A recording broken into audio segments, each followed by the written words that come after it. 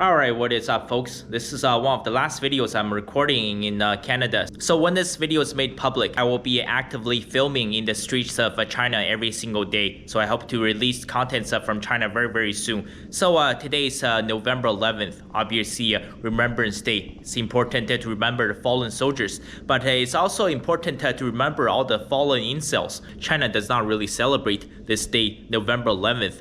Well, there's a clear reason for this, and I will cover it in future videos on what happened on November 11th, because we have to talk about China's century of humiliation, we have to talk about Japan, and we have to talk about the city of Qingdao. So there's quite a history. But yes, November 11th, it is a holiday in China, but it is a National Singles Day. You guys want to know why it is National Singles Day? Oh, it's pretty obvious, right? November 11th, 1-1-1-1. 4 ones, right? 4 singles. So this is not just for men. It also applies to a young Chinese woman. So this is basically a day of shopping. This is China's version of Black Friday, possibly. Or I don't know what they actually call it in China. Maybe it's called Yellow Friday, or Chinese Friday, or Rice Friday. But yeah. So November 11th, remember, China does not see this as a day of mourning. This is a day of shopping, especially for single Chinese people. But although I have to say that, ladies, have you ever heard of a guy telling you that, oh, it's Friday night, let's go shopping? If a guy tells you that, ladies, that is not your man. That guy is 100% gay, or trans, or queer, or he supports white dudes for Harris, whatever that is. So it's vast majority of the time it's single woman who wants to go shopping. Unfortunately, shopping is very expensive, and you need a lot of money. So oftentimes they'll try to fund a boyfriend or some guy who wants to enter a situationship or friends with benefits. They say to the Chinese guys, I'll give you my creamy caboose and you take me shopping.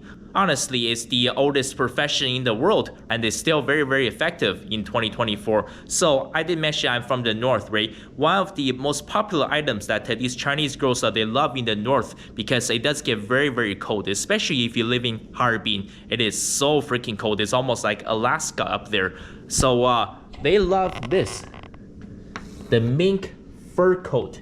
So once again, obviously, if you're an animal rights activist, you will get very triggered. Yes, you can look up the animal mink. This is made from the mink's fur and from their skin, but it is very comfortable. Obviously, I don't wear it. This is a woman's thing. My mama, she owns one of those mink fur coats. You guys want to know how much this cost? If you want to get some Chinese creamy caboose, well, a mink fur coat, usually the average price in China right now, this is only a rough estimate, this is a rough guess, I would say it's probably anywhere between $5,000 to $7,000 USD.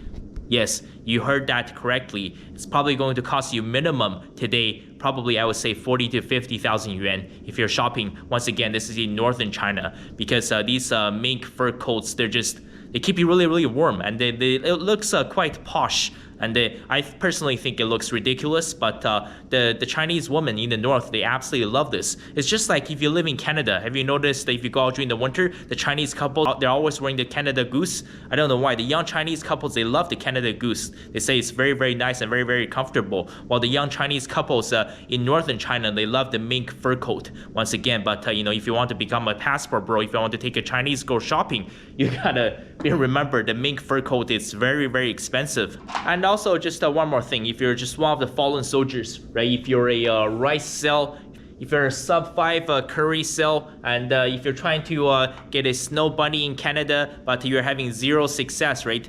Perhaps you need to look somewhere else. Perhaps you need to consider the option of geomaxing and looks maxing. Well, what do I mean by geomaxing and looks maxing? Well, for example, a lot of women, let's say in Canada and the United States, right, they want their man to be 6 feet, but there's nothing you can do about your height. This also means that you should also avoid a country where there are a lot of tall men. For example, the tallest country in the world, right, is the Netherlands. So the average Dutch man, I know sources may vary, but most sources says that the average height in the Netherlands is 184 centimeters. That's the metric. So in terms of imperial units, you're looking at 6 feet and 0.4 inches. So just over 6 feet. It's the tallest country in the world. And by the way, the average height for a man in America is 5'9". It's not 6 feet, ladies. If you're having trouble securing a man, perhaps you need to lower your standard. But here's the thing, right? Let's say if you're a sub-5 Indian curry cell, and let's say if you're just normal height, 5'7" or 170 centimeters, and if you're one of those 3-inch cells. No, unfortunately, you weren't born blessed like these 6'7", 275 pounds of black athletes. So if you're not blessed with that kind of a gift, right, you need to look for a geomaxing, you need to look for looks maxing. If you go to the area where the average length is roughly only 3.2 inches, then 3 inches doesn't look that bad. Look at Cambodia, right? If you're not packing, if you're not tall, right? If you're a 5'7" guy, if you go to the Netherlands, it's too much competition. Why don't you try Cambodia? The average height of a Cambodian man is only 162 centimeters or 5 feet and 2.8 inches.